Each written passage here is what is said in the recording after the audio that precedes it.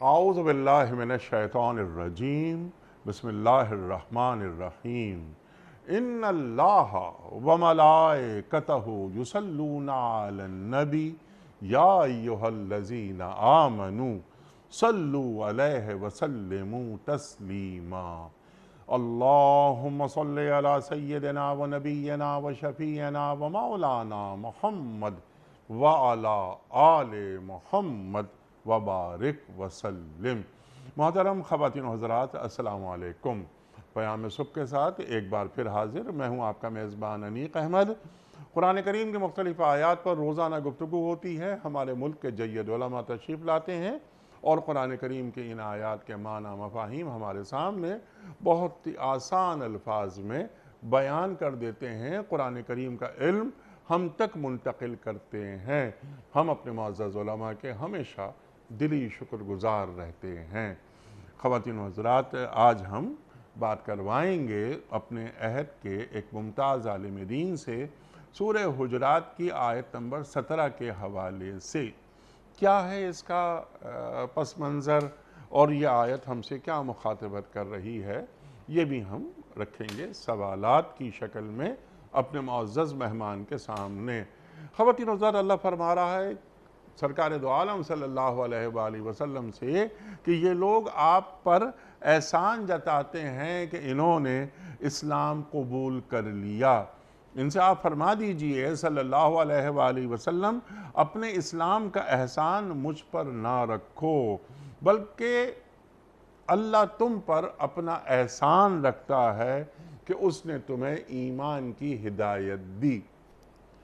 خواتین و حضرات، کچھ بدو دیہاتی لوگ، ان کے ذہن میں یہ خیال آیا، یہ گمان پیدا ہوا کہ ہم دین میں داخل ہوئے ہیں تو ہم نے دین کو تقویت بخشی ہے، اللہ اور اللہ کے رسول صلی اللہ علیہ وآلہ وسلم کی ہم نے مدد کی ہے، اس کا اظہار بھی انہوں نے کیا۔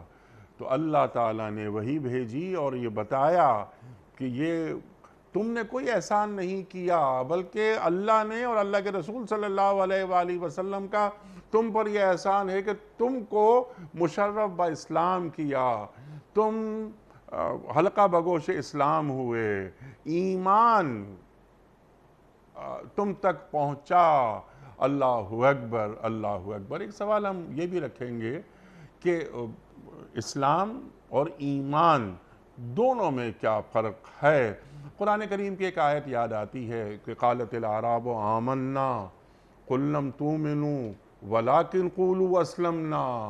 یہ بدو، یہ عربی بدو گاؤں دیہات کے لوگ یہ آئے اور انہوں نے یہ کہا کہ ہم ایمان لے آئے۔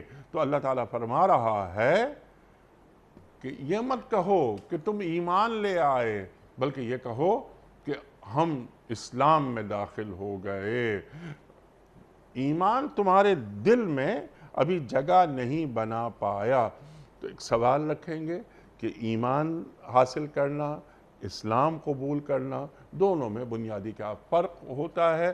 پھر ہم جوڑیں گے قرآن کریم کی اس آیت کو سورہ حجرات کی آیت نمبر 17 کو لمحہ موجود سے، کہ ہم کچھ کام کر لیتے ہیں دین کے لیے تو ہمارے ذہن میں کبھی کبھی یہ خیال آ جاتا ہے کچھ افراد کے کہ ہم نے بڑا کام کر لیا، ہم نے دین کی مدد کر دی، یہ ہم نے اپنا رتبہ، اپنا منصب بلند کیا ہے، ہم نے اپنے قد کو بلند کیا ہے۔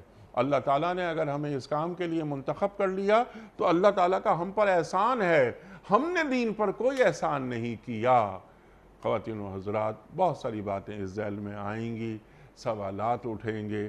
ایک سوال ہم یہ بھی رکھیں گے کہ جب اللہ تعالیٰ ہمیں ہدایت کے لیے منتخب کر لیتا ہے تو ہمیں اللہ تعالیٰ کی جانب سے کون کون سی نعمتیں حاصل ہو جاتی ہیں۔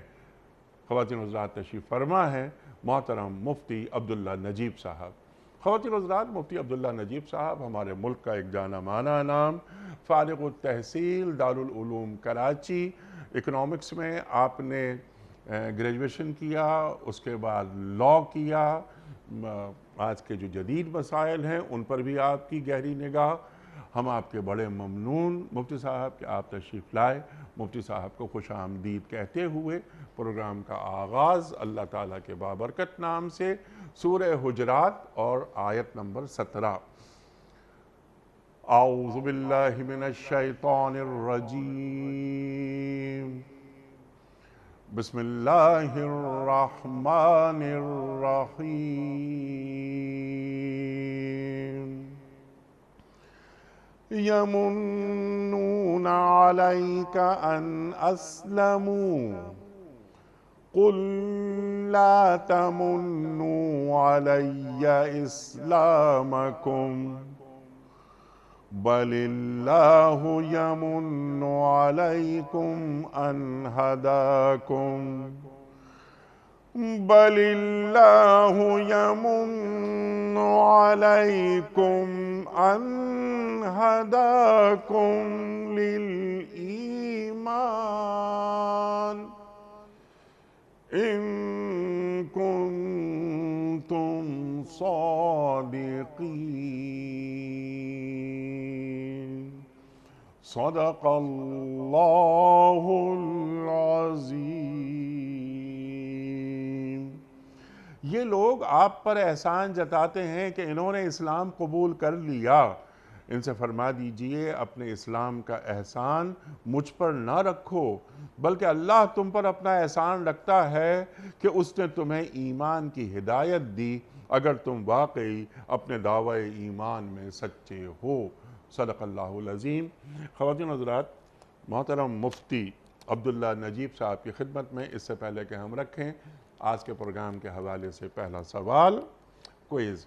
کل کا سوال ہمارا یہ تھا کہ حضرت خالد بن ولید رضی اللہ تعالی عنہ کا تعلق کس قبیلے سے تھا؟ درست جواب بنو مخزوم سے۔ آج کا سوال نوٹ فرما لیجئے۔ امیر المومنین حضرت ابو بکر صدیق رضی اللہ تعالی عنہ نے اپنے گھر کا سارا سامان کس غزوے میں پیش کیا تھا؟ غزوہ تبوک میں یا غزوہ موطا میں یا غزوہ خندق میں؟ جو درست جواب آپ سمجھتے ہوں روانہ فرمائیے۔ ہمارے فون نمبرز ہیں 00922134527 ہمارا دوسرا فون نمبر ہے 00922343090 ہمارا ای میل ایڈریس ps@dunyatv.tv ہمارا SMS کا نمبر 3031 اور ہمارا واٹس ایپ نمبر ہے 009232182509194۔ حضرت ارشاد فرمائیے، بڑی اہم آیت، قرآن کریم کی ہر آیت ہی اہم، لیکن ایک بہت بڑا موضوع یہاں بیان کیا جا رہا ہے۔ پس منظر کیا ہے اس آیت کے نزول کا؟ بسم اللہ الرحمن الرحیم، نحمدہ و نصلی علی رسولہ الکریم، اما بعد۔ جیسے آپ نے فرمایا کہ آیت بڑی جامع ہے اور واقعتاً ایسی آیت ہے کہ کہنے کو ایک آیت ہے لیکن پوری ایک کتاب اس پہ لکھ دی جائے تو شاید کم پڑ جائے وہ کتاب۔ سبحان اللہ۔ اور ایسے جامع ہے کہ اس پہ بے شمار موضوعات ہیں۔ پس منظر جیسے آپ نے فرمایا، ایک قبیلہ تھا بنی اسید، وہ گاؤں دیہات کے لوگ تھے اور دیہاتی جیسے لوگ ہوتے ہیں ویسے ہی وہاں تھے، اور اس زمانے میں ان کے اوپر قحط کا زمانہ گزرا، تو ان کو یہ خیال ہوا کہ ہم آپ علیہ السلام کی خدمت میں جا کر اپنے آپ کو مسلمان ہونے کے طور پر پیش کریں، اور اس سے فائدہ یہ ہوگا کہ جو مسلمانوں کے حقوق ہیں وہ ہمیں بھی حاصل ہو جائیں گے، اور جب حاصل ہوں گے تو اس سے ہمیں صدقات، خیرات، یہ چیزیں بھی حاصل ہوں گی، اس سے ہم اپنی مفلسی کو دور کر سکیں گے۔ تو باقاعدہ دل سے کوئی اسلام قبول کرنے کا نہیں تھا، مگر جیسے مدینے میں بہت سارے منافق تھے جو کہ ظاہری طور پر اسلام لائے ہوئے تھے لیکن دل سے قبول نہیں کیا ہوا تھا، ایسے ہی اس ارادے کے ساتھ یہ لوگ بھی آپ علیہ السلام کی خدمت میں حاضر ہوئے، اور حاضر ہو کے انہوں نے اپنے آپ کو اسلام کے لیے پیش کیا اور ظاہری طور پر اسلام قبول کیا۔ لیکن 3 خرابیوں کے ساتھ یہ سارے کام ہوئے۔ پہلی خرابی تو یہ کیونکہ دل سے اسلام قبول نہیں کیا، صرف دھوکہ دینے کے لیے، اپنے آپ کی مفلسی دور کرنے کے لیے، اور جو مسلمانوں کے حقوق تھے وہ حاصل ہو جائیں، ہمیں زکوٰۃ، صدقہ، خیرات وغیرہ میں سے حصہ مل جائے، اس لیے کیا تھا۔ دوسرا انہوں نے یہ کیا کہ کیونکہ دیہات کے رہنے والے تھے، دین کو دل سے قبول نہیں کرنا تھا، اس کے سارے آداب، اس کا کوئی لحاظ نہیں کیا. انہوں نے آ کے مکے میں جگہ جگہ گندگی، غلاظت وغیرہ بھی پھیلائی جس سے لوگوں کو تکلیف ہوئی.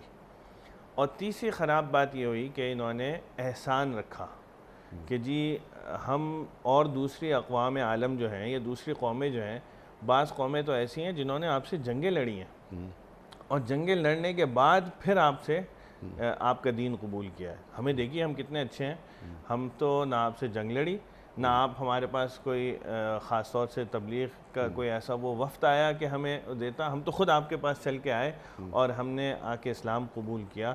تو ہماری قدر ہونی چاہیے اور یہ ہماری ایک توقیر ہونی چاہیے کہ ہم خود سے آ کر ہم نے دین اسلام میں داخل ہوئے.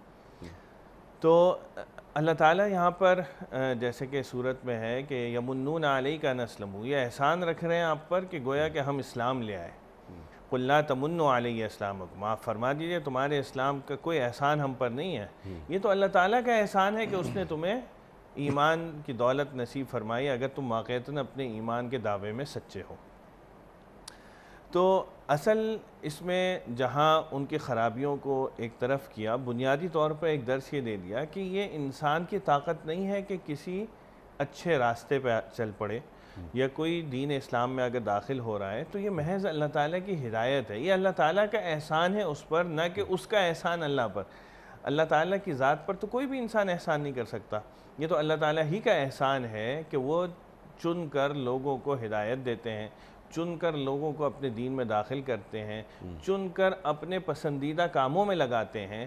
تو یہ تو اس کی دین ہے، ورنہ ہم دنیا میں کتنے لوگ دیکھتے ہیں جو کہ ساری زندگی گزر جائے، صاحب ثروت بھی ہوتے ہیں، مال نہیں خرچ کرتے، ایمان کی نشانیاں ان کے سامنے آتی ہیں، ایمان نہیں لا پاتے.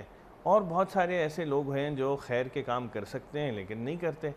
تو یہ تو اللہ تعالیٰ کی عطا ہے، اللہ تعالیٰ کا احسان ہے، اللہ تعالیٰ کی دین ہے کہ جس کو چاہے وہ چن لیتے ہیں اور اس چننے کی وجہ سے اس سے وہ نیا اچھا کام، نیک کام، دین کا کام لیتے ہیں جس کی بنیاد پر اس کے درجات میں اضافہ ہوتا ہے. سبحان اللہ، تو سبحان اللہ، سبحان اللہ. اچھا، یہاں پر ان کے ذہن میں یہ ایک خیال یا یہ ایک خیال کیا، یہ ایک برا خیال یہ ذہن میں آ گیا تھا، جیسے کہ آپ نے فرمایا کہ ہم تو بغیر جنگ لڑے دین میں داخل ہو گئے، تو ہم نے دین کو قوت بخشی اور اللہ اور اللہ کے رسول صلی اللہ علیہ وآلہ وسلم کی عزت میں اضافہ کیا. نہیں، انہیں بتا دیجئے اللہ نے تم پر احسان کیا ہے، تم نے کوئی اللہ پہ احسان نہیں کیا، تم نے کوئی دین پہ احسان نہیں کیا. اسلام اور ایمان یہ دو چیزیں بہت بہت اہم ہیں. تو ان دونوں الفاظ کو اگر ہم یہ دیکھنا چاہیں کہ دونوں میں بنیادی فرق کیا ہے، ایک تو وہ ذرا ہمیں آپ بتا دیجئے، پھر ہم ذرا آپ سے ہدایت کی بات سیکھیں گے آپ سے. جیسے آپ نے فرمایا کہ اللہ تعالیٰ منتخب کرتا ہے کچھ افراد کو، کچھ قوموں کو ہدایت کے لیے، یہ اللہ کی طرف سے ایک رحمت اور ایک فضل ہوتا ہے. واللہ یختص برحمتہ من یشاء. اللہ تعالیٰ کی ہدایت کے حوالے سے سنت کیا ہے وہ ہم بعد میں سوال رکھیں گے. پہلے آپ یہ بتا دیجئے ہمیں اور سکھا دیجئے کہ ایمان میں اور اسلام میں کیا فرق ہوتا ہے.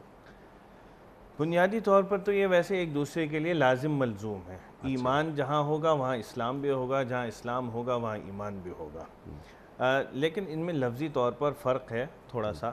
اسلام کہتے ہیں ہم ظاہری اعمال کو، جیسے نماز ہے، روزہ ہے، زکوٰۃ ہے، تلاوت ہے، ذکر ہے، صدقہ و خیرات کرنا ہے، جو ظاہری اعمال ہیں یہ دائرہ اسلام میں آتے ہیں. ایمان نام ہوتا ہے دل سے ماننے والی بات کو. ایمان بالغیب جیسے ہم قرآن کریم میں بھی آتا ہے نا، سورہ بقرہ کی ابتدا میں والذین یؤمنون بالغیب.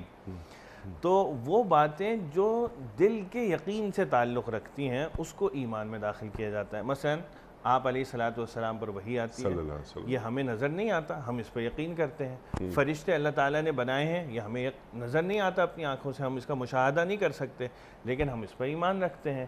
اللہ تعالیٰ نے جنت و جہنم بنا رکھی ہے، ہم اعمال صالحہ کریں گے تو ایمان کے ساتھ انشاءاللہ جنت میں جائیں گے. خدا نہ خواستہ کسی نے کفر کیا ہے یا اعمال بد کیے ہیں تو پھر وہ جہنم میں سزا کا مستحق ٹھہرے گا. ان ساری چیزوں پر ہمارا ایمان ہے. تو ایمان اور اسلام دونوں ایک دوسرے کے لیے لازم ملزوم ہیں. ایک صاحب فقیہ کا قول ہے کہ ایمان شروع ہوتا ہے دل سے اور ختم ہوتا ہے اسلام پر، اور اسلام شروع ہوتا ہے ظاہری اعمال پر، ختم ہوتا ہے ایمان پر دل کے یقین کے ساتھ۔ اقرار اللسان تصدیق بالقلب، دونوں چیزیں جو ہے وہ ضروری ہیں۔ اب اس میں بعض حضرات جو ہے جیسے کہ منافقین بھی تھے یا یہ بنی اسید کے لوگ تھے، یہ دل سے تصدیق نہیں کرتے تھے، یہ صرف ظاہری طور پر دھوکہ دینے کے لیے اس کو اپنے آپ کو مسلمان ظاہر کیا۔ اور اسی لیے آپ دیکھیں قرآن کریم جو میں سمجھتا ہوں اس میں جو آیت ہے، پہلے آیا یمنون علیک ان اسلموا قل لا تمنوا علی اسلامکم، دونوں جگہ اسلام کا ذکر ہے کہ اپنے اسلام کا احسان نہ کرو۔ آگے اللہ تعالیٰ فرمایا بل لا یمن علیکم ان ہداکم للایمان، یہاں پہ اسلام کا لفظ استعمال نہیں کیا بلکہ ایمان کا لفظ، اور آگے کہا اگر تم واقعتاً سچے ہو۔ تو اگر تم دل سے ایمان لے آؤ گے تو پھر تمہارا اسلام بھی تو اس کا مطلب ہے کہ ایمان اور اسلام میں کوئی ایک حد فاصل ہے۔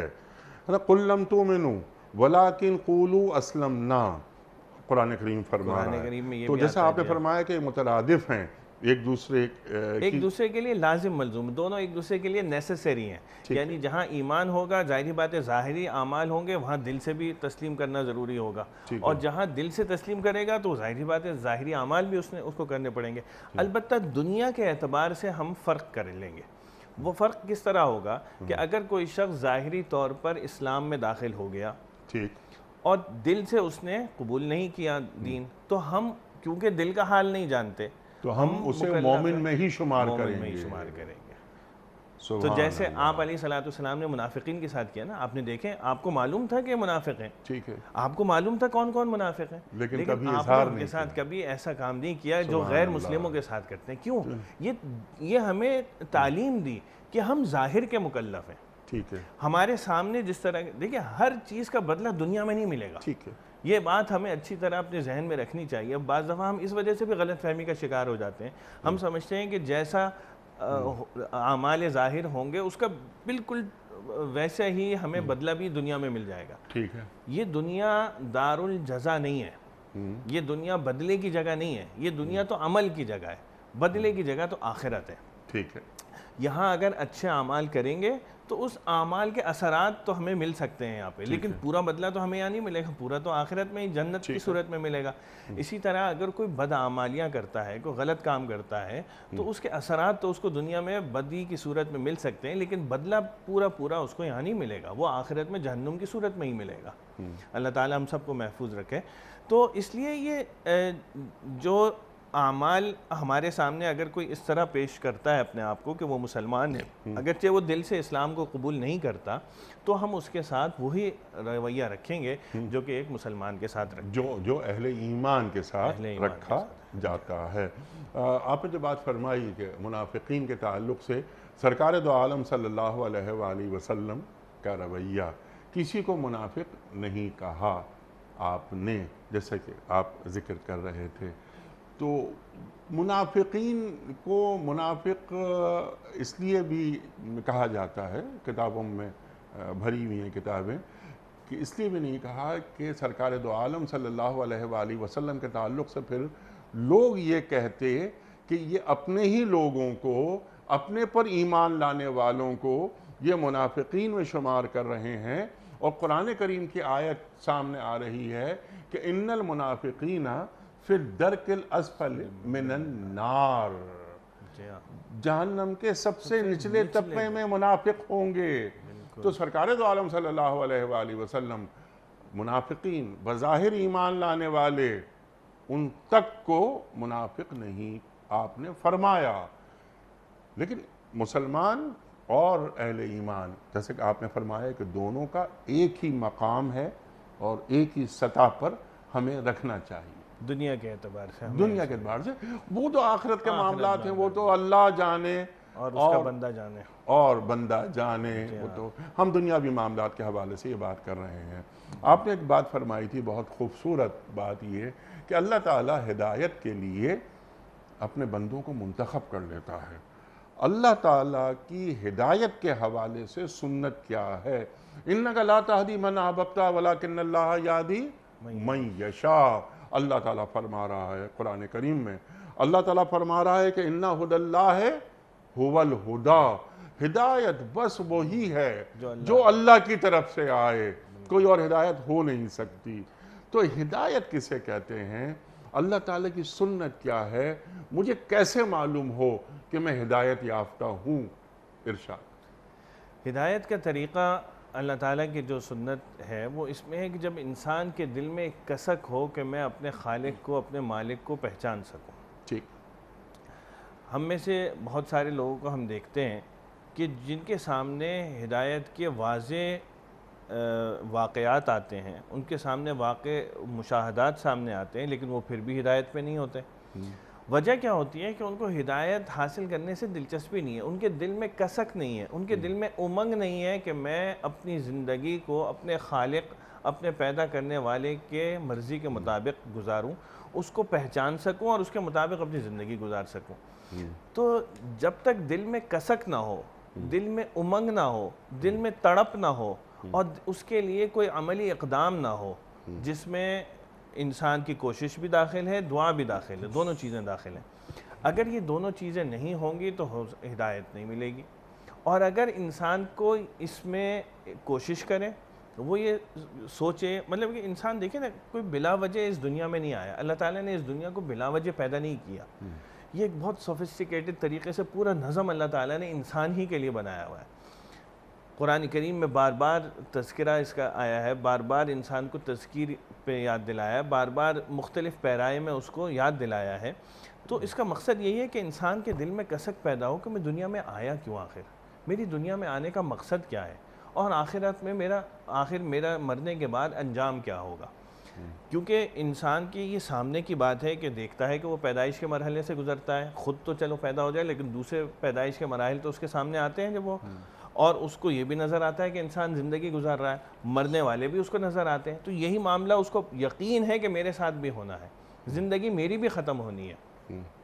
تو اس ختم ہونے کے بعد بھی کوئی مرحلہ ہے یا یہیں پہ ختم ہو جائے گا؟ تو انسان اگر ان چیزوں کو سوچے اور اس کی وجہ سے ایک دل میں کسک پیدا ہو اور اس میں ہدایت کے لیے اس کی ایک شمع جلے، اس میں اس کو تڑپ پیدا ہو، تو اللہ تعالیٰ کی سنت یہ ہے کہ اس کو ہدایت عطا کی جاتی ہے۔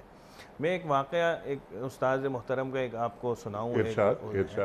ایک صاحب تھے جو کہ مغربی ملک میں چلے گئے، اور وہاں جا کے ان کا مقصد، بعض ہمارے بھائیوں کا ایسا ہو جاتا ہے کہ جا کے صرف پیسہ کمانا مقصد ہوتا ہے، دین سے، اسلام سے کوئی لگاؤ نہیں ہوتا۔ تو ان صاحب کے ساتھ بھی یہی واقعہ پیش آیا کہ وہ وہاں چلے گئے اور اسی رنگ ڈھنگ میں بس گئے، اور دین سے جو وابستگی اگر تھی بھی پہلے تو وہاں جا کے بالکل بھی نہ رہی، یہاں تک کہ انہوں نے ایک عیسائی خاتون سے شادی کر لی۔ عیسائی خاتون سے شادی کر لینے کے بعد بھی مسئلہ ایسے ہی چلتا رہا، پھر ان کے بچے ہو گئے، 2 بچے ان کے جب ہوئے اور جب وہ بڑے ہوئے تو عیسائی خاتون نے اپنا مذہب ان کو دینا شروع کر دیا، اس کی تعلیم دینی شروع کر دی۔ اب ان کا مسلمان جاگا، اندر کا مسلمان جاگا، اور انہوں نے دیکھا کہ یہ کیا ہو رہا ہے، چلو میں نے تو اپنی زندگی جیسے تیسے گزار لی، لیکن کیا میرے بچے دین اسلام سے نکل کے عیسائی ہو جائیں گے؟ تو اس پر ان کو بڑی تڑپ ہوئی، اور انہوں نے اس کے ساتھ بات چیت شروع کی بیگم کے۔ بیگم تھی ماشاءاللہ اپنے دین کی معلومات رکھنے والی، وہ 2-4 باتیں کرتے، وہ بحث میں ہار جاتے، بیوی جیت جاتی، ان کے پاس جواب ہی نہ ہوتا۔ تو انہوں نے جو ہے ہمارے استاد محترم کو خط لکھا کہ میرے ساتھ یہ مسئلہ پیش آ رہا ہے، میں کیا کروں؟ انہوں نے ان سے کہا کہ جی آپ پہلی کام تو یہ کریں کہ ان سے بحث چھوڑ دیں، آپ اپنے دین کا مطالعہ بڑھائیں اور اس کو اس کے مذہب کے مطابق جو ہماری صحیح فقہاء نے، علماء نے کتاب لکھی ہے وہ اس کو دیجیے۔ دوسری بات آپ یہ کریے کہ آپ دعا کیجئے، اس کے ساتھ بیٹھیے، اس کے ساتھ ایک مذاکرہ کیجئے، اور مذاکرہ یہ کیجئے کہ دیکھو ہم دونوں مل بیٹھ کے یہ دعا کریں گے کہ یا اللہ جو دین حق ہو ہمیں اس پہ لے آئیے۔ تو ان دونوں یہ 2 کام آپ کریے۔ تو انہوں نے اس پہ عمل کیا، پھر خود ہی کچھ دنوں بعد خط لکھا کہ حضرت آپ کے اس ہدایت پر عمل کرنے کا ایک عجیب وہ ہوا، ہم کچھ دنوں تک اس پہ عمل کرتے رہے، ایک دن میں اور میری اہلیہ جا رہے تھے کام سے، گاڑی وہ ڈرائیو کر رہی تھی، تو ایک جگہ اس نے گاڑی کھڑی کر کے اسٹیئرنگ پہ سر رکھ کے رونا شروع کر دیا۔ اللہ اکبر۔ میں نے اس سے پوچھا، بڑی مشکل سے اس کی ہچکیاں بند ہوئی، میں نے اس سے پوچھا بھائی تمہارے ساتھ مسئلہ کیا ہوا؟ تو اس کے منہ سے بس ایک ہی بات نکل رہی تھی کہ مجھے کہیں لے جا کے کلمہ پڑھوا دو۔ تو ہوا کیا تھا کہ دونوں نے دل سے اپنی امنگ خاطر دل کی گہرائیوں کے ساتھ یہ دعا کی تھی کہ اللہ تعالیٰ ہمیں ہدایت عطا سبحان فرمائے، جو اللہ۔ سیدھا راستہ ہو ہمیں اس پہ دکھا دے۔ تو جب دل سے انسان دعا کرے گا، کوشش کرے گا، تو ایسی اللہ تعالیٰ کی سنت ہے کہ اس کو ہدایت پر لے کے آتے ہیں۔ ہاں، کوئی شخص کوشش ہی نہ کرے، اس کے دل میں کوئی امنگ ہی نہ ہو، اس کو کوئی پرواہ ہی نہ ہو کہ میں اس دنیا میں کیوں آیا، میں کیسی زندگی گزاروں، میرا بعد کیا ہوگا، تو پھر عموماً ایسے لوگوں کو ہدایت نہیں ملتی۔ سبحان اللہ، سبحان اللہ۔ اور ہدایت دینا یا نہ دینا یہ اللہ کا کام ہے، اللہ کا کام۔ بس اپنی پوری توجہ، پوری کوشش یہ کرنی چاہیے ایک داعی دین کو کہ یہ شخص جو اب تک بے ہدایت ہے اس کو کسی طرح اللہ ہدایت دے دے، تو دن بھر کام کرے اس کے لیے، اسے قائل کرے، ادعو الی سبیل ربک بالحکمہ والموعظۃ الحسنہ وجادلہم باللتی ہی احسن، اور رات کو مصلی پہ اس کے لیے دعا کرے کہ اے اللہ تو اسے ہدایت دے دے، اس کے اندر دین کی جو تڑپ ہے وہ پیدا کر دے، جو آپ نے فرمائی، اس میں امنگ پیدا کر دے جس طرح آپ نے فرمایا۔ اللہ اکبر۔ یہ آپ علیہ الصلوۃ والسلام کی بالکل سنت ہے جو آپ فرما رہے ہیں۔ آپ دیکھیے نا، سیرت میں ہمیں یہی تو ملتا ہے کہ آپ علیہ الصلوۃ والسلام دن بھر کیا کرتے تھے؟ دین کی تبلیغ کرتے تھے، اور رات میں مصلی پر کھڑے ہو کر اتنی دیر کھڑے رہتے تھے کہ پیروں میں سوجن آ جاتی تھی، دعائیں کرتے تھے اپنی امت کے لیے کہ اللہ میری امت کو ہدایت عطا فرما۔ تو یہ ایگزیکٹلی وہی آپ علیہ امت کو ہدایت فرما، اور وہ لوگ جو اب تک حلقہ بگوش اسلام نہیں ہوئے ہیں ان کو ان کے ذریعے دین کو تقویت عطا فرما۔ اللہ اکبر۔ دعائیں آپ مانگ رہے ہیں، لیکن اگر یہ لوگ ایمان قبول نہیں کرتے، یہ صاحب ہدایت نہیں بنتے، تو چھوڑ دیجئے ہم پر، ان سے نمٹنا ہمیں آتا ہے۔ اللہ تعالیٰ نے قرآن کریم میں کئی جگہ فرمایا لعلک باخع نفسک الا یکونوا مؤمنین۔ اللہ اکبر، اللہ اکبر، کہ اگر یہ لوگ دین میں داخل نہیں ہوں گے تو کیا آپ اپنی جان گنوا دیں گے؟ بس آپ پیغام پہنچا دیجئے، یا ایھا الرسول بلغ ما انزل الیک من ربک، یہ بیان کر دیا گیا۔ اچھا، ہدیناہ النجدین، ذرا میں چاہتا ہوں کہ یہ بھی کہ انسان کی فطرت میں ہے نا فَأَلْهَمَهَا فُجُورَهَا وَتَقْوَاهَا، تو یہ ہدیناہ النجدین یہ کیا ہے کہ اللہ تعالیٰ تمام راستے بتا دیتا ہے کہ دیکھو، ہاں جبری ہدایت نہیں ہے، تمہیں ڈنڈا مار کے تمہیں مسلمان نہیں کیا جائے گا، ہم تمہیں راستے دکھا رہے ہیں۔ ارشاد۔ دیکھیے، یہ وہ بنیادی فرق ہے جو انسان کو فرشتوں سے بھی بڑھا دیتا ہے۔ سبحان اللہ۔ فرشتے جو کام کرتے ہیں وہ کام کرنے میں ان کے اندر اس کے علاوہ کام کرنے کی صلاحیت ہی نہیں ہے۔ اگر کوئی فرشتے رکوع میں لگے ہوئے ہیں تو ان کا کام ہی یہی ہے، وہ اس کے علاوہ کر ہی نہیں سکتے۔ فرشتوں کے اندر گناہ کا مادہ نہیں رکھا اللہ میاں نے، انسان کے اندر اللہ نے گناہ کا بھی مادہ رکھا، نیکی کا بھی مادہ رکھا، اور اس کے لیے امتحان اسی طور پہ ہوا کہ دیکھو تمہارے دل میں ہم نے گناہ بھی کا مادہ بھی رکھا ہے، خیرخواہی کا مادہ بھی رکھا ہے، تم گناہ کے مادے کو مغلوب کر کے خیرخواہی اور دین کے اور اچھائی کے مادے کو غالب کر کے رکھو تو تم فرشتوں سے بھی بڑھ جاؤ گے۔ تمہارا امتحان یہی ہے کہ تم نیکی اور بدی دونوں راستے تمہارے سامنے آئیں گے۔ نیکی کا راستہ تمہیں مشکل معلوم ہوگا، تمہیں اس میں چلتے ہوئے تامل لگے گا، بدی کا راستہ تمہیں ظاہری طور پہ خوبصورت لگے گا، لیکن اس کا انجام بھی ہم نے بتا دیا۔ جو انسان کے ساتھ اللہ تعالیٰ نے شیطان کو بھی رکھ دیا۔ اب کہنے کو کوئی شخص کہہ سکتا ہے کہ میں کیا کروں جی، شیطان ہر وقت میرے ساتھ ہے، لیکن اللہ تعالیٰ نے اس کا تریاق بھی تو رکھا ہے۔ اللہ تعالیٰ نے اس کا اگر زہر پیدا کیا تو اس کا علاج بھی ساتھ میں دے دیا۔ آپ شیطان کو آپ کے ساتھ، ہر انسان کے ساتھ رکھا ہے، لیکن وہ ایسا نہیں ہے کہ وہ آپ پر مسلط ہو کر آپ کو مجبور کر دے۔ ہاں، وہ آپ کو راہ ضرور دکھائے گا، راستہ ضرور دکھائے گا، اس کے فوائد جو ظاہری ہوں گے وہ گنوانے کی کوشش کرے گا، کیونکہ اس کو تو اپنے ساتھ زیادہ سے زیادہ مخلوق کو اپنے ساتھ جہنم میں لے کے جانا ہے، لیکن انسان کے اوپر اس کا ایسا زور نہیں چلتا کہ وہ بالکل مجبور محض ہو جائے۔ لہٰذا انسان اگر ذرا سی بھی کوشش کرے، اپنے اندر یہ جذبہ پیدا کرے کہ مجھے میرے خالق نے اس دنیا میں امتحان کے لیے رکھا ہے، میرے سامنے دونوں جذبے رکھے ہیں، اور مجھے بدی کے جذبے کو مغلوب رکھنا ہے، نیکی کے جذبے کو غالب رکھنا ہے، تاکہ میرا درجہ فرشتوں سے بھی اوپر بڑھ جائے۔ یہ تو جب ہی ہوگا نا جب ہم یہ کام کریں گے، ورنہ ہم میں اور فرشتوں میں اگر انسان بھی مجبور محض ہو جائے تو ہم میں اور فرشتوں میں تو کوئی فرق نہیں رہا. فرشتے بھی مجبور ہیں, جو کام کر رہے ہیں ان کو اللہ میاں نے اسی پہ لگایا ہے, لہٰذا وہ ایسے ہی کرتے ہیں. لیکن انسان کو فرشتوں سے بھی بڑھ کر بنایا. کیوں؟ وہ اسی طرح کہ جب اس کے سامنے دونوں چیزیں رکھیں, وہ بدی کی چیز کو ختم کرے یا اس کے اوپر عمل نہ کرے, یا کبھی ہو جائے تو اس پر توبہ کرے اور نیکی کے صورت راہ پر چلتا رہے اور اپنے آپ کو اسی میں غالب رکھے, تاکہ وہ فرشتوں سے بھی بدرجہ اوپر کا مقام حاصل کرے اور اللہ کی جنت کا مستحق بنے. سبحان اللہ, سبحان اللہ. تو انی جاعل فی الارض خلیفہ. تو اللہ تعالیٰ کا یہ جو خلیفہ ہے, خلافت پہ اللہ نامزد کر رہا ہے اسے کہ تم ہو میرے خلیفہ, تو اس کا مقام بڑا بلند ہے. تو ایک انسان کو یہ محسوس کرتے رہنا چاہیے کہ میرا مقام اس دنیا میں ہے کیا, جہاں ہے تیرے لیے, تو نہیں جہاں کے لیے. بالکل, بہت اچھی بات آپ نے ارشاد فرمائی. ہر وقت انسان کو اسی میں کوئی, یعنی یہ تو ہو نہیں سکتا نا کہ برائی اس سے چلی جائے. یہ فیکٹ تو ہمیں تسلیم کرنا ہوگا, برائی کبھی نہیں جائے گی. ہمیں یہ کرنا ہے کہ اس برائی کو ہمیشہ مغلوب رکھنا ہے, بدی کو نیچے رکھنا ہے, نیکی کو اوپر رکھنا ہے. سبحان اللہ, سبحان اللہ. خیر غالب رہے. اور اگر خدا نہ خواستہ کوئی غلطی ہو جاتی ہے, کوئی گناہ سرزد ہو جاتا ہے, تو کوئی تعویلات اور جواز نہ ڈھونڈے. وَلَمْ يُصِرُّوا عَلَى مَا فَعَلُوا. اللہ اکبر. ہاں, اللہ توبہ کا دروازہ کھلا ہوا ہے. غلطی ہو گئی ہم سے, ربنا ظلمنا انفسنا وَإِن لَمْ تَغْفِرْ لَنَا وَتَرْحَمْنَا لَنَكُونَنَّ مِنَ الْخَاسِرِينَ. بس شیطان کا عمل, جواز, دلائل, تعویلات, میں نے اس لیے ایسا کیا, میں نے اس لیے ایسا کیا, انا خیر منہ, ایسا نہیں ہے, بس غلطی ہو گئی. اللہ اکبر. اس آیت کو ذرا سا اور کھولتے ہیں کہ یہ جو دیہاتی بدو یہ کہتے ہیں کہ ہم نے اسلام قبول کر لیا, تو ہم نے اسلام پر احسان کیا, اللہ پہ احسان کیا, اللہ کے رسول پہ احسان کیا صلی اللہ علیہ وآلہ وسلم. نعوذ باللہ. اللہ فرما رہا ہے کہ ان سے فرما دیجئے اے میرے محبوب صلی اللہ علیہ وآلہ وسلم کہ اللہ نے تم پر احسان کیا. یہ آیت بیان فرما رہی ہے. جب ایک بندہ دین قبول کر لیتا ہے تو اس کے اوپر کتنی نعمتوں کا ظہور ہوتا ہے, نزول ہوتا ہے من جانب اللہ.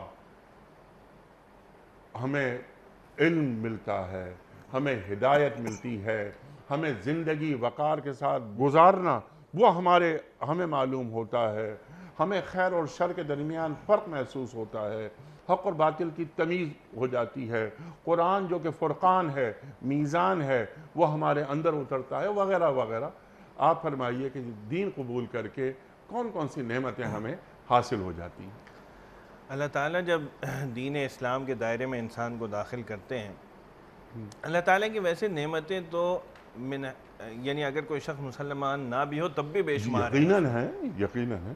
لیکن کلمہ طیبہ کی برکتیں ہیں. جی اشہد ان لا الہ الا اللہ واشہد ان محمدً عبدہ ورسولہ. سب سے پہلی تو اس میں انسان کو جو نعمت ملتی ہے وہ یہ کہ جہنم سے ہمیشہ رہنے کا جو پروانہ ہے وہ ختم ہو جاتا ہے. سبحان اللہ. وہ اس کو لا محالہ جنت میں جانا ہی جانا ہے اگر یہ ایمان کے ساتھ. ہمارے ایک استاد ایک بزرگ تھے, وہ فرمایا کرتے تھے کہ اپنے ایمان کو بچا بچا کر کسی طرح قبر تک لے جاؤ, آگے عیش ہی عیش ہے. کیونکہ جس شخص نے اگر کوئی گناہ کیے بھی ہوئے ہوں گے تو اس کو سزا ملے گی, آخر میں پھر بہرحال اس نے جنت میں جانا ہے. تو ایمان کی سب سے پہلی نعمت تو یہ ہے کہ انسان ہمیشہ کے لیے جو جہنم میں رہنے کا مستحق ہوتا ہے وہ ختم ہو جاتا ہے اور جنت میں جانے کا مستحق ہو جاتا ہے. اس کے علاوہ جب انسان اعمال صالحہ کرتا ہے, اچھے اعمال کرتا ہے, نیک اعمال کرتا ہے, تو یہاں اس آیت میں بہت بڑا سبق ہے. وہ یہ کہ وہ یہ نہ سمجھے کہ میں نے کوئی کام اچھا کیا ہے یا میری وجہ سے دین میں کوئی چار چاند لگ گئے ہیں یا میں نے کسی دین کے کام کی وجہ سے کرنے میں دین کو عزت بخش دی ہے. جیسے کہ یہ لوگ کہہ رہے تھے, یہ بدو لوگ, کہ جی ہم دین میں داخل ہوئے ہیں اور ہم بغیر کسی قتل و غارت گری کے, بغیر کسی لڑائی کے داخل ہوئے ہیں, لہٰذا آپ کو ہمارا اکرام کرنا چاہیے. یہ تو اللہ تعالیٰ کا احسان ہوتا ہے اس بندے پر کہ جس کو اپنے دین کے لیے, اپنے خیر خواہی کے لیے چن لے. تو ہمارے معاشرے میں بھی اس طرح کی بہت ساری چیزیں ہوتی ہیں کہ جو ہم دیکھتے ہیں اور لوگ اس کی وجہ سے اپنا احسان رکھنا شروع کر دیتے ہیں. مثلا میں آپ سے ایک دو مثالیں عرض کروں اس میں. ارشاد. جیسے بعض دفعہ کوئی صاحب ثروت آدمی جس کو اپنی زکوٰۃ ادا کرنی ہے، وہ کسی شخص کو زکوٰۃ ادا کرتا ہے جو کہ غریب ہوتا ہے، مفلس ہوتا ہے، اس کو زکوٰۃ ادا کر دی، لیکن وہ اپنے بعض اوقات رویے سے، بعض اوقات اپنے تخاطب سے، بعض اوقات اپنے انداز سے اس کے اوپر احسان کر رہا ہوتا ہے.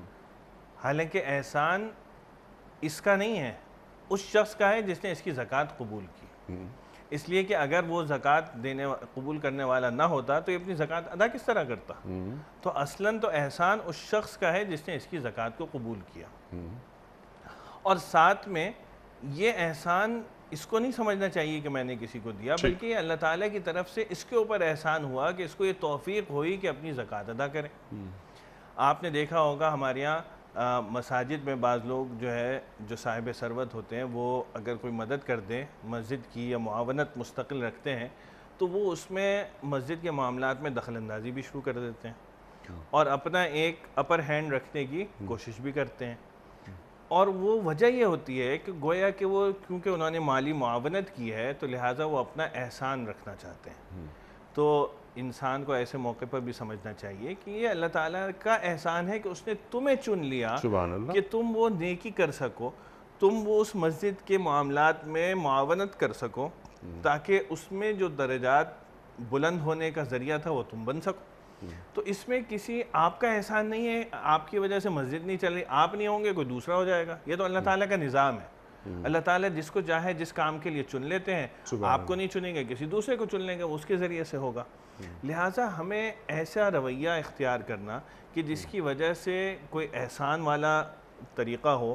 یا بعض دفعہ گاؤں دیہات میں ہم دیکھتے ہیں کہ کوئی بڑے صاحب ثروت یا کوئی وڈیرے یا کوئی ایسا کسی نے کنواں کھدوا دیا، اب اس کے اوپر وہ مسلسل ایک احسان ہے کہ جتنے لوگ اس میں سے مستفید ہو رہے ہیں کہ میری وجہ سے ہوا.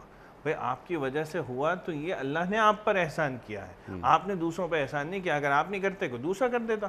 تو اس چیز کو ہمیں سمجھنے کی ضرورت ہے، ورنہ ہوگا یہ کہ جو ہمارا صدقہ و خیرات ہے یہ سب کا سب ضائع ہو جائے گا. اللہ تعالیٰ نے سورہ بقرہ میں ارشاد فرمایا ہے، یا ایھا الذین آمنوا لا تبطلوا صدقاتکم بالمن والأذی. اپنے صدقات کو بیکار مت کرو احسان جتلا کر اور تکلیف پہنچا کر. تو اگر کسی نے گویا کہ یہ احسان جتلایا یا یہ کہ اپنا دکھاوے کا عنصر اس میں رکھا تو یہ سارا عمل ضائع ہو جاتا ہے. دکھلاوا اور احسان رکھنا یہ بالکل، کیونکہ آگے ہی اسی آیت میں کالذی ينفق مالہ رئاء الناس سے تشبیہ دی ہے. یہ ایسے ہی شخص ہے جو لوگوں کو دکھلاوے کے لیے جو پیسے خرچ کرتا ہے. اور اس کا نتیجہ کیا ہے؟ حدیث میں آتا ہے کہ ایک عالم دین کو بلایا جائے گا قیامت کے دن اور کہا جائے گا کہ تم نے اپنی زندگی کیسی خرچ کی، کیسی گنوائی؟ تو وہ کہے گا جی میں نے تو آپ کا دین کا پھیلاؤ کیا، آپ کی دین کی نشر و اشاعت کی، وہی سیکھا، وہی سکھلایا، دوسروں تک پہنچایا. اللہ تعالیٰ فرمائیں گے تم جھوٹ بولتے ہو، تم نے یہ اس لیے کیا تھا تاکہ تمہیں ایک بڑا عالم مانا جائے. فقد قیل، یہ کہا جا چکا، لہٰذا اب تمہارا ٹھکانے سوائے جہنم کے اور کچھ نہیں ہے. صاحب ثروت شخص کو پوچھا جائے گا کہ تم نے اپنی زندگی کیسی گزاری؟ وہ کہے گا جی میں نے تو سارا مال آپ کی راہ میں خرچ کیا، جو مال کمایا آپ کی راہ میں خرچ کیا. اللہ تعالیٰ فرمائیں گے تم جھوٹ بولتے ہو، تم نے اس لیے کیا تھا تاکہ تمہیں سخی کہا جائے. تو یہ کہا جا چکا ہے، اب تمہارے پاس ہمارے پاس اس کا بدلہ کچھ نہیں ہے سوائے جہنم کے، تمہارے کوئی ٹھکانہ نہیں. بہادر شخص جس نے ساری زندگی اللہ کے راہ میں لڑائی لڑی، اپنی جان لڑائی، اللہ کے راستے میں تلوار لے کے میدان جنگ میں اور اترا، شہادت کے منصب پہ شہادت پہنچا، کے منصب تک پہنچا، اور پھر جو ہے اللہ تعالیٰ کہے گا کہ جی میں نے تو اپنی جان آپ کے راہ میں گنوا دی. اللہ تعالیٰ فرمائیں گے تم بھی جھوٹ بولتے ہو، تم نے اس لیے کیا تاکہ تمہیں بہادر کہا جائے، تاکہ تمہیں شجاع کہا جائے، تاکہ تمہاری واہ واہ دنیا میں ہو. یہ سب ہو چکا، اب ہمارے پاس کیا لینے آئے ہو؟ جہنم ہے تمہارا ٹھکانہ، اوندھے منہ اس کو جہنم میں جھونک دو. تو یہ اتنی خطرناک چیز ہے کہ انسان نیک عمل بھی کر رہا ہے اور نہ صرف یہ کہ اس کے اوپر اجر و ثواب نہیں کما رہا بلکہ جہنم کا ایندھن بن رہا ہے. تو انسان جہاں نیک عمل کرے وہاں پہ ساتھ ہی ساتھ ایک رجا اور اللہ تعالیٰ سے خوف، دونوں چیزیں رکھنی چاہیے. رجا اس بات کی کہ اللہ تعالیٰ میرے اس چھوٹے سے عمل کو قبول کر لیں، اور خوف اس بات کو کہ میری کسی بدعملی کی وجہ سے، میری کسی دکھلاوے کے پہلو کی وجہ سے، میرے کسی احسان جتانے کی وجہ سے یہ میرا عمل ضائع نہ ہو جائے۔ جب یہ دونوں کام کرے گا تو اللہ تعالیٰ کیا اس کی قبولیت ہوگی، ورنہ تو انسان نیک عمل بھی کرے اور ساتھ میں یہ احسان جتلائے یا دکھلاوے کے لیے کرے تو وہ خسرت دنیا والآخرہ ہے، نہ اس کو دنیا میں کوئی فائدہ نہ آخرت میں۔ سبحان اللہ، سبحان اللہ۔ کوئی دین پہ احسان نہیں کرتا، کوئی شخص اچھا کام کر کے جو کچھ کرتا ہے وہ اپنے ہی لیے کرتا ہے، اس کے مرتبے بلند ہوتے ہیں اور اس کا اجر اللہ تعالیٰ دیتا ہے اسے دنیا میں بھی اور آخرت میں بھی۔ میرے درمیان میں ایک سوال تھا، اس پر پروگرام کلوز کرتے ہیں۔ مفتی صاحب یہ فرمائیے، جو اللہ تعالیٰ اس آیت میں فرما رہا ہے نا کہ تم نے دین قبول کیا تو یہ اللہ کا تم پر احسان ہے۔ اب یہ کہ مسلمان کا رویہ کیا ہونا چاہیے وہ آپ نے بالتفصیل عطا فرما دی بات کہ مسلمان کا رویہ بس سر جھکا کے رہے، تسلیم و رضا، اطاعت کرتا رہے وغیرہ وغیرہ۔ میرا سوال آپ کی خدمت میں یہ تھا کہ جب کوئی شخص دین قبول کرتا ہے تو کون کون سی نعمتیں ہوتی ہیں جن کا ظہور ہوتا ہے، جن کا نزول ہوتا ہے اس پر من جانب اللہ؟ سرکار دو عالم صلی اللہ علیہ وآلہ وسلم کی امت میں شامل ہو جاتا ہے، یعنی امت دعوت سے اب وہ امت اجابت میں شامل ہو گیا، وہ ایمان لے آیا۔ اللہ اکبر، اللہ اکبر۔ اس کو ہدایت کے لیے اللہ نے چن لیا، اس کا سینہ کھول دیا، اس کے پاس علم آیا۔ وہ علم سے مراد یہاں العلم ہے، وہ علم نہیں کہ جو سب حاصل کرتے ہیں۔ والذین جاہدوا فینا لنہدینہم سبلنا۔ اس نے اللہ کی طرف جدوجہد کی، اللہ کی طرف محنت کی، اللہ سے جڑاؤ کے لیے، اور ایک رشتہ اللہ سے پیدا کیا تو اللہ تعالیٰ نے اس کے مقامات بلند کیے اور اس کو نئے نئے راستے اللہ دکھاتا رہا۔ اللہ اکبر، اللہ اکبر۔ زندگی گزارنے کا طریقہ ایک جو مسلمان کے پاس ہوتا ہے، جو قرآن اور صاحب قرآن اسے تعلیم کرتے ہیں، وہ بھی ایک مسلمان اپنے لیے اعزاز سمجھتا ہے، اپنی قوت، اپنی عظمت جو سمجھتا ہے وہ کہ اب میرا تعلق اللہ سے ہے۔ اللہ اکبر۔ والذین آمنوا اشد حبا للہ۔ ایک مسلمان اللہ سے محبت کرنے کا طریقہ سیکھ لیتا ہے۔ کتنا بڑا احسان ہے اللہ کا کہ اللہ سے محبت کیسے کی جاتی ہے، اللہ کے رسول کی اتباع کیسے کی جاتی ہے۔ ارشاد۔ جی، میں نے ایسے کہ وہ بات شاید چلی گئی تھی، میں عرض یہ کر رہا تھا کہ جب وہ دین اسلام میں داخل ہوتا ہے تو سب سے پہلا احسان تو اللہ تعالیٰ کا یہ ہے کہ جہنم سے نکل کے جنت میں آ جاتا ہے۔ اس کے علاوہ یہ کہ اس کو اپنی وجود کی خبر ملتی ہے کہ میں جو اس دنیا میں آیا اس کی وجہ کیا تھی، مجھے آ کے کرنا کیا ہے اور آخرت کے اعتبار سے میرا انجام کیا ہے۔ سبحان اللہ، سبحان جب وہ اس پر فوکس کرے گا تو اللہ تعالیٰ کی وہ اور نعمتیں اس پر برستی ہیں، اور وہ اس میں کہ اس کو یہ ہدایت ملتی ہے کہ مجھے اپنی زندگی گزارنی کس نہج پر ہے۔ اب تک تو میں لاؤبالی پن میں بغیر کسی پرواہ کے ایک غلط انداز کی زندگی گزار رہا تھا۔ اس وقت اب میں وہ زندگی گزاروں گا جو میرے خالق نے، جو میرے مالک نے چاہی تھی اور جو اس نے مجھے بتلائی تھی۔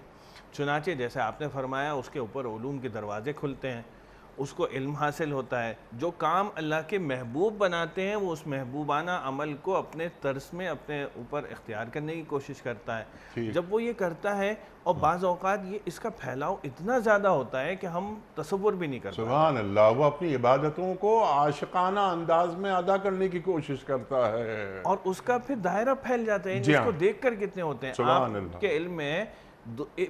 پورے ممالک ایک یا دو صحابہ کی صرف تجارت کو دیکھ کر مسلمان ہو گئے۔ فار ایسٹ، جی فار ایسٹ، یہ انڈونیشیا، یہ ملیشیا، یہ سارا اسی یہ سماٹرا۔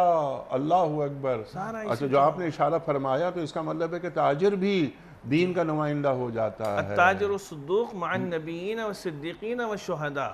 سچا اور امانت دار تاجر انبیاء کے ساتھ ہوگا۔ مطلب تجارت ایک ایسی چیز ہے کہ جس کے ذریعے سے انسان اپنے اعمال سے نبی کے درجے تک تو نہیں پہنچ سکتا نا کسی بھی صورت میں، لیکن وہ یہ تجارت سچائی اور ایمانداری کے ساتھ جو شخص کرے وہ اس کو حشر میں انبیاء کے ساتھ سبحان کر دے اللہ۔ گا۔ یہ سچائی اور ایمانداری ہمیں دین دیتا ہے۔ وہ لوگ، وہ غیر مسلم افراد جو سچائی اور ایمانداری کو لے کر چلتے ہیں، ان کے پاس بھی یہ سچائی اور ایمانداری، لیکن وہ ایک بہترین انسانی نظام کو تیار کرنے کے لیے انہوں نے اپنے اوپر یہ ایڈمنسٹریشن کے لیے یہ نافذ کر رکھا ہے۔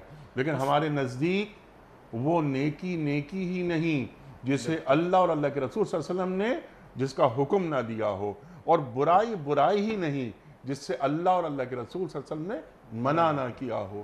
جب ہم کوئی نیکی کرتے ہیں، ہمارا کوئی تاجر ایماندار انداز میں، ایماندارانہ انداز میں کام کرتا ہے، تو وہ اس لیے کرتا ہے کہ میرے اس عمل سے اللہ کے رسول خوش ہوں گے صلی اللہ علیہ وآلہ وسلم، تو اس کی تجارت عبادت بن جاتی ہے۔ اللہ کے جو اعمال ہمیں ملتے ہیں، اگر ہم اس کی ہدایت پہ عمل کریں تو اس کے دو فوائد ہوتے ہیں، دنیا میں بھی ہوتا ہے اور آخرت میں تو ہے ہی سبحان لا اللہ، سبحان اللہ۔ تو اگر کوئی شخص اللہ کی ہدایت پر بغیر ایمان کے عمل کرے، جیسا کہ کفار کرتے ہیں، آپ نے فرمایا ایمانداری کے ساتھ تجارت کرتے ہیں، تو دنیا کے فائدے تو ان کو حاصل ہو جائیں گے، لیکن کیونکہ وہ ایمان کے بغیر ہے، لہٰذا آخرت میں کچھ نہیں ہے۔ آخرت میں مسلمان کو اس لیے فائدہ ملے گا کہ اس نے ایمان کے ساتھ تجارت جو ہے وہ ایمانداری اور سچائی اور ایمانداری کے ساتھ کی، تو وہ اس مرتبے تک پہنچ سکے گا۔ یہی چیز کوئی غیر مسلم اگر صاحب ایمان ہو جائے اور اس کے ساتھ یہ کرے تو اس کو بھی وہ مرتبہ حاصل ہو جائے گا۔ سبحان اللہ، کیونکہ اللہ عادل ہے، اللہ غیر منصفانہ کام کو ہی کوئی نہیں کرتا، لیکن ریوارڈ یہ دنیا ہی میں دیا جا رہا ہے۔